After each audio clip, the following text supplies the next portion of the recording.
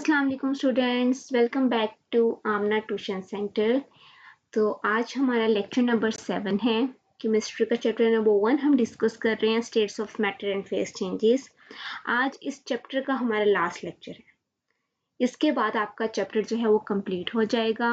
हमारे सिर्फ 2 टॉपिक रह गए थे, formation of saturated and unsaturated solution, और एक हमारा रह गया था affect of temperature on solubility of solutes. तो इसके बाद जो है ये हमारा लास्ट टॉपिक है, देन हमारा चैप्टर कंप्लीट हो जाएगा और फिर हमारे जो है वो एक्सरसाइज स्टार्ट हो जाएगी। ठीक है, तो जो टॉपिक्स हमारे पास हैं वो हम आज जो है वो खत्म कर लेंगे इंशाल्लाह। सो स्टूडेंट्स, आज का हमारा टॉपिक है formation of unsaturated and saturated solutions. So हमने सॉल्यूशन को डिस्कस किया लास्ट टाइम। उसमें हमने पढ़ा था ट्रू सॉल्यूशन क्या होता है, उसमें हमने कोलाइडल सॉल्यूशन पढ़ा, उसमें हमने सस्पेंशन पढ़ा। आई होप कि आपको उसके बारे में जो कॉन्सेप्ट है वो क्लियर हो चुका होगा अगर आपने मेरा पिछला लेक्चर लिया है तो आज हम जो है वो ये चीज पढ़ेंगे कि हमारे पास सैचुरेटेड और अनसैचुरेटेड सॉल्यूशन होता क्या है, कैसे बनता है बेसिकली। तो सबसे पहले हम डिस्कस करते हैं सैचुरेटेड सॉल्यूशन को। अगर मैं आपको इसका कॉन्सेप्ट बताऊं तो अब हमारे पास एक सॉल्यूशन हम बना रहे हैं। जैसे कि मैंने आपको बताया था कि सॉल्यूशन के 2 कंपोनेंट होते हैं, एक को हम सोल्यूट का नाम देते हैं, एक को हम सॉल्वेंट का नाम देते हैं। और मैंने आपको ये भी बताया था कि हम सोल्यूट जो है वो सॉल्यूशन का वो कंपोनेंट होता है जो कि स्मॉलर क्वांटिटी में मौजूद होता है, और जो सॉल्वेंट है वो सॉल्यूशन का वो कंपोनेंट होता है जो कि लार्जर क्वांटिटी में मौजूद होता है। सो लेट्स सपोज कि अब हमारे पास एक सॉल्यूशन है, ऐसा सॉल्यूशन जिसमें जो सॉल्वेंट हमारे पास होता है वो मैक्सिमम अमाउंट ऑफ सोल्यूट को अपने अंदर डिसोल्व कर सके। ठीक है, एक हमारे पास सॉल्वेंट है, लाइक यहाँ पर एक एग्जांपल भी है जैसे कि मैंने लिखी हुई आपकी बुक के अकॉर्डिंग कि 36 ग्राम ऑफ NaCl यानी कि sodium chloride can dissolve in 100 gram of water at 25 degree Celsius temperature. Means आप लेट्स सपोज आपका रूम टेम्परेचर है, आपने रूम टेम्परेचर के ऊपर एक ग्लास में जो है वो पानी लिए, उस ग्लास में पानी लेकर अब आपके पास जो पानी है वो आपके पास जो आपका सॉल्वेंट है। अब आपने जो है वो सोल्यूट के तौर पर शुगर ले ली है। ठीक है, अब आपके पास जो सॉल्वेंट है वो वाटर है, जो आपके पास सोल्यूट है वो आपके पास शुगर है, या आपके पास सोडियम क्लोराइड यानी कि सोल्ट है, नमक है। अब आपने उस एक ग्लास जो पानी है उसके अंदर अगर आप एक चम्मच, एक स्पून यानी कि कहते हैं, अगर आप चीनी का डाल देते हैं तो जब आप उसको हिलाएंगे तो वो जो चीनी है वो उसके अंदर डिसोल्व हो जाएगी। ठीक है, आपका रूम टेम्परेचर लेट्स सपोज कि वो 25 डिग्री सेल्सियस है और आपने जो है वो सोल्ट को लिया, नमक को लिया। आप उसके अंदर जो है वो 1 ग्राम डालते हैं, फिर आप उसके अंदर 2 ग्राम डालते हैं, आप उसके अंदर ऐड करते रहते हैं और वो डिसोल्व होता रहता है। अब जो अनसैचुरेटेड सॉल्यूशन है, इसका मतलब है कि जब आपने उस 1 ग्राम NaCl को जब आपने उस 100 ग्राम वाटर में डाला 25 डिग्री सेल्सियस टेम्परेचर के ऊपर, तो उसने जो सॉल्वेंट है उसने सोल्यूट को इजीली डिसॉल्व कर लिया। तो अब जो आपका सॉल्यूशन बना है उसको हम अनसैचुरेटेड सॉल्यूशन का नाम देते हैं। ये ऐसा सॉल्यूशन होता है जिसमें जब आप सोल्यूट की अमाउंट को ऐड कर देते हैं उसके बाद भी इसके अंदर इतनी कैपेसिटी, इतनी कैपेबिलिटी होती है सॉल्वेंट के अंदर कि वो मजीद सोल्यूट को अपने अंदर ऐड कर सके, तो वो हमारे पास अनसैचुरेटेड सॉल्यूशन कहलाएगा। मीन्स हमने एक गिलास पानी लिया, हमने उसमें 1 चम्मच जो वो चीनी डाल के उसको पी लिया, हमें इतनी रिक्वायर्ड थी, हमने 1 चम्मच चीनी डाली, अपने टेस्ट के मुताबिक हमने उसको पी लिया। लेकिन ऐसा नहीं है कि उस 1 गिलास पानी में हम सिर्फ 1 गिलास चीनी ही डाल सकते हैं। हम उसमें 2 चम्मच जो 1 यानी कि चम्मच चीनी ही डाल सकते हैं, हम उसमें 2 चम्मच चीनी भी डाल सकते हैं, 3 चम्मच भी डाल सकते हैं। तो हम उसमें जो शुगर है वो ऐड किए जा रहे हैं। एक टाइम आता है जब शुगर उसके अंदर डिसॉल्व होना बंद हो जाती है। अब आपने इस पॉइंट को, इस कॉन्सेप्ट को ध्यान से सुनना है और समझना है कि क्या फर्क है। आप शुगर को ऐड किए जा रहे थे, फिर आपने 1 ग्राम की, फिर 2 ग्राम, 3 ग्राम, इस तरह किए जा रहे हैं आप शुगर को ऐड। एक टाइम आता है जब उस 1 ग्लास पानी में जब आप मजीद शुगर को ऐड करते हैं तो वो उसके अंदर डिजोल्व नहीं होती। आप उसको स्टिर किए जा रहे हैं, आप उसको हिलाए जा रहे हैं, लेकिन वो उसके अंदर डिजोल्व नहीं हो रही। इसका मतलब ये होता है कि उस सॉल्वेंट की जितनी कैपेसिटी थी, जितनी कैपेबिलिटी थी कि वो उस रूम टेम्परेचर के ऊपर उसको डिजोल्व कर सके, उतना उसने डिजोल्व कर लिया है। तो इसका मतलब कि ये मैक्सिमम उसकी जो कैपेसिटी थी, मैक्सिमम हमारे पास जो वो कैपेबिलिटी थी कि उतना सोल्यूट उसके अंदर डिजोल्व हो गया। तो ऐसा सॉल्यूशन हमारे पास सैचुरेटेड सॉल्यूशन कहलाता है। Clear students? मैं आपको फिर से बता रही हूँ, ऐसा सॉल्यूशन जिसमें आप एक पार्टिकुलर टेम्परेचर के ऊपर एक पार्टिकुलर अमाउंट ऑफ सॉल्वेंट में मैक्सिमम अमाउंट ऑफ सोल्यूट को ऐड कर सकें, तो वो हमारे पास सैचुरेटेड सॉल्यूशन कहलाता है। यानी कि अगर हम 100 ग्राम वाटर ले रहे हैं और हमारे पास जो रूम का ये टेम्परेचर जो हमारे पास हम दे रहे हैं उसको 25 डिग्री सेल्सियस टेम्परेचर है, तो उसके अंदर NaCl की कितनी अमाउंट ऐड हो सकती है, वो हमारे पास 36 ग्राम है। इसका मतलब कि 25 डिग्री सेल्सियस पे अगर हम 100 ग्राम वाटर में 36 ग्राम NaCl ऐड करेंगे तो वो जो सॉल्यूशन हमारे पास बनेगा वो हमारे पास कौन सा सॉल्यूशन होगा, वो हमारे पास सैचुरेटेड सॉल्यूशन होगा। उम्मीद करती हूँ कि आपको ये जो सैचुरेटेड का वर्ड है, सैचुरेटेड सॉल्यूशन है आपके पास, उसकी टर्म आपको समझ में आई होगी। अब यहाँ पर लेट्स सपोज मैं यहाँ पर हटाकर 36 ग्राम की जगह मैं लिख देती हूँ 12 ग्राम, कि मेरे पास 12 ग्राम NaCl मैंने डिजोल्व किया 100 ग्राम वाटर में 25 डिग्री सेल्सियस के ऊपर। तो अब जो हमारे पास ये सॉल्यूशन बनेगा, वो हमारे पास जो सॉल्यूशन होगा वो सैचुरेटेड सॉल्यूशन नहीं होगा, बल्कि हमारे पास वो जो सॉल्यूशन होगा वो अनसैचुरेटेड सॉल्यूशन होगा। क्योंकि अगर मैंने 12 ग्राम ऐड किए हैं तो इसके अंदर टोटल कितने ऐड हो सकते हैं, 36 ग्राम। इसका मतलब मैं अगर इसमें और ऐड करूं तो वो ऐड हो सकते हैं, यानी कि water can dissolve more amount of solute. Such a solution is known as unsaturated solution. So I hope कि आपको जो ये कॉन्सेप्ट है अनसैचुरेटेड और सैचुरेटेड का वो क्लियर हो गया होगा। अब इसके अलावा एक और टर्म भी होती है जिसको हम सुपर सैचुरेटेड का नाम देते हैं। मैं आपको कॉन्सेप्ट दे देती हूँ, फिर हम आगे बढ़ते हैं इसके बारे में कि सुपर सैचुरेटेड क्या होता है। अब जैसे कि मैंने आपको बताया कि 36 ग्राम जो है वो ऐड हो सकता है, इसमें मैक्सिमम ऐड होगा 100 ग्राम वाटर में इतने टेम्परेचर के ऊपर। लेकिन मैंने क्या किया, मैंने यहाँ पर 36 की जगह मैंने यहाँ पर जो है वो 38 कर दिया, 38 ग्राम।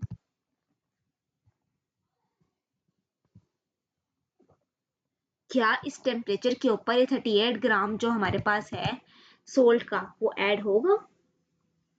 नहीं होगा, क्योंकि इतनी कैपेबिलिटी ही नहीं है उस सॉल्वेंट की कि वो मजीद कोई NaCl को अपने अंदर ऐड कर सके।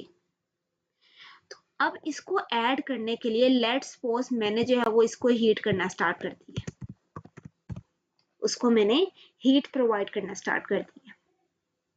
जब मैं उसको हीट प्रोवाइड करना स्टार्ट करूंगी, जब उसको मैं फ्लेम दूंगी, तो उस फ्लेम पर इसकी जो कैपेबिलिटी होती है, कोई भी सॉल्वेंट हो, वो सिर्फ वाटर नहीं, एनी सॉल्वेंट, कोई भी सॉल्वेंट जो हो, अगर मैं उसको हीट करना स्टार्ट करती हूँ तो जो उसकी कैपेबिलिटी होती है वो इंक्रीज हो जाती है। किसी भी सोल्यूट को अपने अंदर डिसॉल्व करने की कैपेबिलिटी क्या हो जाती है, इंक्रीज हो जाती है। तो अब मैं इसमें 36 ग्राम जो हमारे पास NaCl है वो आराम से क्या हो जाएगा, इसके अंदर डिसॉल्व हो जाएगा। फिर मजीद मैं ऐड करूंगी वो भी डिसॉल्व हो जाएगा इसके अंदर, क्योंकि इसकी जो कैपेबिलिटी है वो इंक्रीज हो गई है। तो अब उस टेम्परेचर के ऊपर जब मैंने इसको हीट करना स्टार्ट किया, लेट्स सपोज उसका टेम्परेचर अगर 25 डिग्री सेल्सियस है, तो 25 डिग्री सेल्सियस से मूव होकर उसका टेम्परेचर जो है वो हमारे पास हो जाता है 45 डिग्री सेल्सियस। ठीक है, तो उसने जो है वो आराम से इसको ऐड कर लिया। अब जब मैंने उसको अब इस टेम्परेचर के ऊपर जब उसने ऐड कर लिए तो जो सॉल्यूशन अब कहलाया जाएगा वो अब सैचुरेटेड सॉल्यूशन नहीं होगा बल्कि वो सुपर सैचुरेटेड सॉल्यूशन कहलाया जाएगा। क्लियर?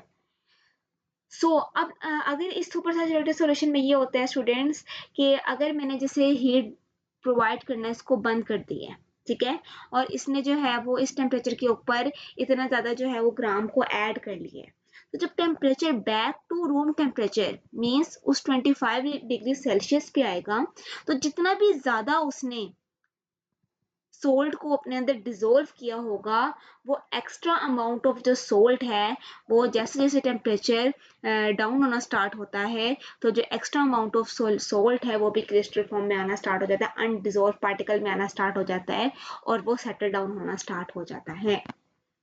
मीन्स कि 36 ग्राम से ऊपर जितने भी ग्राम है 2 ग्राम है तो वो हमारे पास सेटल डाउन होना स्टार्ट हो जाएंगे जब टेम्परेचर दोबारा से 25 डिग्री सेल्सियस तक पहुंचेगा। ठीक है, तो इसका मतलब कि हमारे पास सुपर सैचुरेटेड सॉल्यूशन है वो स्टेबल नहीं होता, उसको हम जब खास टेम्परेचर एक प्रोवाइड करते हैं तो उस टेम्परेचर पर जाकर जो है वो सोल्यूट को अपने अंदर डिसॉल्व कर लेता है। Clear students? सो ये हमारे पास जो है वो कॉन्सेप्ट था about saturated solution, about super saturated solution, about unsaturated solution. अब देखिए यहाँ पर मैंने आपको जो एग्जांपल दिए एक सुपर सैचुरेटेड का कॉन्सेप्ट दिया था वो इसलिए दिया था क्योंकि हमारे पास जो नेक्स्ट टॉपिक है वो हमारे पास है affect of temperature on solubility of solute, कि टेम्परेचर का सोल्यूट की सोल्युबिलिटी पे क्या अफेक्ट होता है। यहाँ पर बस मैंने एक ही पॉइंट हाईलाइट किया है that it is direct relation. इसका मतलब ये है कि इसका डायरेक्टली रिलेशन है टेम्परेचर का सोल्यूट की सोल्युबिलिटी से, यानी कि आप टेम्परेचर को अगर बढ़ाते हैं, टेम्परेचर आप बढ़ाते जाएंगे तो सोल्यूट जो है वो सोल्युबल होता जाएगा, टेम्परेचर आप कम करते रहेंगे तो उसकी सोल्युबिलिटी जो है वो डिक्रीज होती रहेगी। इसका मतलब क्या हुआ कि टेम्परेचर बढ़ेगा तो सोल्यूट की सोल्युबिलिटी भी बढ़ेगी, अगर टेम्परेचर कम होगा तो सोल्यूट की सोल्युबिलिटी भी कम होगी। तो स्टूडेंट इसको जो समझना आपने है वो बेसिकली बुक में आपको एक एक्सप्लेनेशन आपको जो है बेसिकली दी हुई है, लेकिन उसको एक्सप्लेन करने से पहले उस टॉपिक को मैं आपको बुक के अकॉर्डिंग ये सैचुरेटेड और अनसैचुरेटेड का बता देती हूँ। यहाँ पर बुक में आपके लिखा हुआ है टेक अबाउट 100 ग्राम हमने वाटर लिया एक बीकर के अंदर, उसमें हमने 5 ग्राम जो है वो टेबल शुगर के ऐड कर दिए, जैसे कि मैंने आपको बताया था कि हमने शुगर जो है वो ऐड की और उसको हमने जो है वो स्टीर किया, यानी कि उसको हमने शेक किया, उसको हमने हिलाया, तो शुगर जो है sugar will dissolve in water, sugar water में क्या हो जाएगी, डिजोल्व हो जाएगी। फिर हमने क्या किया, then add another 5 gram of sugar, हमने फिर और 5 ग्राम शुगर के ऐड कर दिए और फिर हमने उसको हिलाया, स्टिर किया, दिस विल आल्सो डिजोल्व, वो भी ऐड हो गई। तो अब ये जो सॉल्यूशन है वो कौन सा सॉल्यूशन हुआ, वो अनसैचुरेटेड सॉल्यूशन हुआ, यानी कि हमारे पास सोल्यूट को ऐड करने के बाद भी अगर उसमें जो है मजीद हम अमाउंट ऑफ सोल्यूट को ऐड कर सकते हो तो वो हमारे पास जो सॉल्यूशन होता है वो अनसैचुरेटेड सॉल्यूशन कहलाता है। ये आपको एग्जांपल दी हुई है, a solution which can dissolve more amount of solute at a particular temperature is called an unsaturated solution. आगे से जो है वो सैचुरेटेड का कॉन्सेप्ट उसने दिया कि continue adding sugar in the above solution, अब हमने मजीद शुगर ऐड कर दी, हम उसको ऐड किए जा रहे हैं as the quantity of sugar in water increases, जैसे जैसे शुगर की क्वांटिटी वाटर में बढ़ती चली जाएगी उसकी जो डिसोल्यूशन है वो मुश्किल होती जाएगी। ठीक है, आ स्टेज, फिर एक ऐसी स्टेज आएगी जिसमें शुगर मजीद वाटर के अंदर डिसॉल्व नहीं होगी उस टेम्परेचर के ऊपर, जब वो डिसॉल्व नहीं होगी it's means any more sugar added at this stage will settle down, क्या होना स्टार्ट हो जाएगी, वो सेटल डाउन होना स्टार्ट हो जाएगी बॉटम पे बिगर के। This solution is known as the saturated solution at a particular temperature of the process। तो नीचे आपको सैचुरेटेड सॉल्यूशन की जो है वो क्या डेफिनेशन बताई हुई है कि a solution in which the maximum amount of solute has been dissolved in a particular amount of solvent at a particular temperature is called a saturated solution। Clear students? Different solutes, अब यहाँ पर example आपको दी हुई है कि अगर हमारे पास solutes, हम अभी ये बात की थी शुगर की, हमारे पास सोल्यूट्स अगर डिफरेंट होते हैं तो उसकी सोल्युबिलिटी भी डिफरेंट होती है, लेकिन वो पार्टिकुलर सॉल्वेंट के लिहाज से, यानी कि अगर हमने सॉल्वेंट चेंज कर दिया, अगर हमने सोल्यूट चेंज कर दिया है तो उसकी क्वांटिटी भी चेंज हो जाएगी, वो डिफरेंट होती है। डिफरेंट सोल्यूट की डिफरेंट कैपेसिटी है, डिफरेंट कैपेबिलिटी है, ठीक है। डिफरेंट सॉल्वेंट की डिफरेंट कैपेबिलिटी है कि वो कितने अमाउंट ऑफ सोल्यूट को अपने अंदर ऐड कर सकता है। तो यहाँ पर जो है वो इसकी एक और एग्जाम्पल जैसे कि मैंने आपको वहाँ पे मेंशन कर दी थी कि 36 ग्राम जो सोडियम क्लोराइड है वो 100 ग्राम ऑफ वाटर में डिजोल्व हो सकता है, लेकिन अच्छा यहाँ पर यहाँ पर जो हमारे पास करेक्शन कर लेते हैं, 25 डिग्री सेल्सियस टेम्परेचर नहीं, बल्कि यहाँ पर जो हमारे पास है वो 20 डिग्री सेल्सियस टेम्परेचर है। सो ये भी आपने याद रखना है, बल्कि एमसीक्यू के तौर पर भी आपको पता होना चाहिए ये, ताकि जो है ना आपके माइंड में रहे। तो हमारे पास तो कौन सा सोल्यूशन बनेगा, ये सैचुरेटेड सोल्यूशन बनेगा। अब इसके अगेंस्ट उसने कहा है कि अगर हम 203 यानी कि 203.9 ग्राम अगर हम टेबल शुगर को डिसोल्व करें वाटर में, 100 ग्राम वाटर में 25 डिग्री सेल्सियस में ही, तब हमारे पास सैचुरेटेड सोल्यूशन बनता है। इसका मतलब क्या हुआ?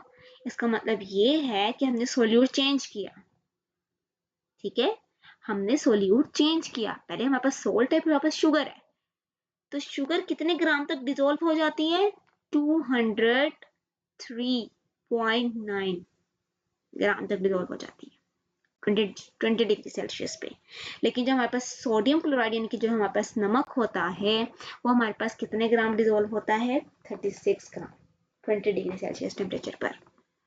तो इन अदर वर्ड्स हम क्या कह सकते हैं? हम ये कह सकते हैं कि जो शुगर की सोलेबिलिटी होती है, यहाँ पर देखें लिखा हुआ है, in other words the solubility of table sugar in water is far greater, बहुत ज्यादा होती है, than the sodium chloride at 20 degree Celsius.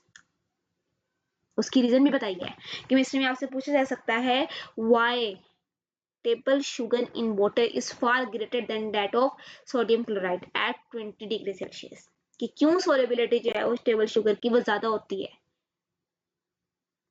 ठीक है, सोडियम क्लोराइड की निस्बत टेबल शुगर की सोलेबिलिटी ज्यादा क्यों होती है 20 डिग्री सेल्सियस पर। तो उसकी रीजन क्या है, आगे रीजन बताइए आपको, या आप ये हाईलाइट कर लीजिएगा, short question. This is due to the fact that sugar molecules are larger than salt ions. आपने देखा होगा कि अगर आप नमक रखते हैं और आप चीनी रखते हैं, तो जो नमक होता है उसके जो हमारे पास मॉलिक्यूल्स होते हैं, जो पार्टिकल्स होते हैं, वो स्मॉल यानी कि स्मॉलर होते हैं, किसकी निस्बत? शुगर की निस्बत। So more water molecules can surround a single sugar molecule. इसलिए जो शुगर के मॉलिक्यूल है उसको ज्यादा से ज्यादा वाटर के मॉलिक्यूल्स सराउंड कर सकते हैं, घेर सकते हैं। तो वो इसका मतलब वो इजीली उसके अंदर क्या हो सकता है? डिसॉल्व हो सकता है। अब यहाँ पर एक इंटरेस्टिंग इन्फॉर्मेशन लिखी हुई है, वही मिक्सचर, जैसे मैंने आपको बताया था कि होमोजेनियस मिक्सचर और हेटेरोजेनियस मिक्सचर के बारे में। तो उसने कहा है कि हम मिक्सचर को अगर हम ऑब्जर्व करना चाह रहे हैं या देखना चाह रहे हैं, तो वो क्लोजली रिलेटेड होता है हमारी एवरीडे लाइफ्स में, हमारी जिंदगी में। जैसे कि हम एयर की मैंने आपको एग्जांपल दी थी कि मिक्सचर ऑफ गैसेस है, तो हम जो हवा में जो हम सांस लेते हैं, तो वो हमारे पास वो भी एग्जांपल है एक, जो मिक्सचर की, होमोजेनियस मिक्सचर की, एयर जैसे है हमारे पास। जो फूड हम खाते हैं, जो फ्लूइड हमारी बॉडी के अंदर है, ठीक है, जो हमारे पास सॉलिड है लाइक स्टील जो हम यूज कर रहे होते हैं, तो वो या तो होमोजेनियस मिक्सचर हो सकता है या हेटेरोजेनियस मिक्सचर हो सकते हैं। चलिए चलते हैं अपने नेक्स्ट टॉपिक की तरफ। नेक्स्ट टॉपिक हमारे पास है effect of temperature on solubility of solutes. तो हमारे पास क्या टेम्परेचर का इफेक्ट है, जैसे कि मैं आपको हिंट दे चुकी हूँ पहले ही, हम पढ़ लेते हैं कि solubility of a solute in amount of solute which can dissolve in 100 gram of a solvent at a particular temperature. तो ये हमारे पास है कि क्या एक सोल्यूट की सोल्युबिलिटी क्या होती है। Basically it is a definition of solubility of solute, ठीक है, इसको हाईलाइट कर लीजिएगा। It is a definition of solubility of solid. मैं यहाँ पर पॉइंट आपको हाईलाइट कर देती हूँ ताकि आपको याद रहे। सोल्युबिलिटी ऑफ सोल्यूट, तो ये आपका डेफिनेशन है जो आपने याद करनी है। What is solubility of solute? Solubility से मुराद क्या होता है? हल होना, मिक्स होना, तो हमारे पास ये अमाउंट, वो अमाउंट सोल्यूट की जो कि डिजोल्व हो सकती है किसके अंदर, 100 ग्राम ऑफ सॉल्वेंट में एक पार्टिकुलर टेम्परेचर के अंदर, तो वो हमारे पास सोलेबिलिटी कहलाता है सॉल्यूट की। अगर टेम्परेचर चेंज होता है तो वो किसको अफेक्ट करेगा, वो हमारी सोलेबिलिटी को अफेक्ट करता है डिफरेंट कंपाउंड्स की। ठीक है, अब वो मैंने आपको जिससे बताया कि डायरेक्ट रिलेशन है, यूजुअली द सोलेबिलिटी इंक्रीज होती है with the increase in temperature, ठीक है, but it cannot be taken as a general rule. उस यानी कि उसने कहा हम उसको एक रूल नहीं बना सकते हैं कि ऐसा ही होता है, लेकिन मोस्टली ऐसा होता है। ठीक है, there are larger number of compounds, बहुत सारे उसने कहा है कि ऐसे कंपाउंड्स हैं जिनकी सोलेबिलिटी वाटर में इंक्रीज होती है अगर हम टेम्परेचर को इंक्रीज करते हैं, तो हमने उसको डिस्कस करना है। ठीक है, तो उसमें हमारे पास कंपाउंड्स के नाम यहाँ लिखे हुए हैं, जैसे कि हमारे पास पोटेशियम नाइट्रेट है, हमारे पास सिल्वर नाइट्रेट है, हमारे पास पोटेशियम क्लोराइड है, etcetera. These are the different solutes, different compounds, actually these are the compounds. Solubility of sodium chloride in water does not increase appreciably with the increase in temperature। यानी कि जैसे हमने कहा था कि जो NaCl है 36 ग्राम तक डिजोल्व होता है। ठीक है, उसने कहा कि अगर हम टेम्परेचर को बढ़ा भी देते हैं ना, तो हम बहुत ज्यादा NaCl को ऐड नहीं कर पाते हैं वाटर के अंदर।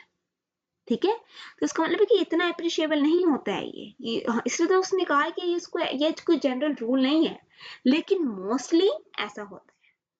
जैसे कि हम कंपाउंड्स की बात करते हैं, तो यहाँ पर एक कंपाउंड लिखा हुआ है लिथियम कार्बोनेट और calcium chromate, decreases with the increase in temperature.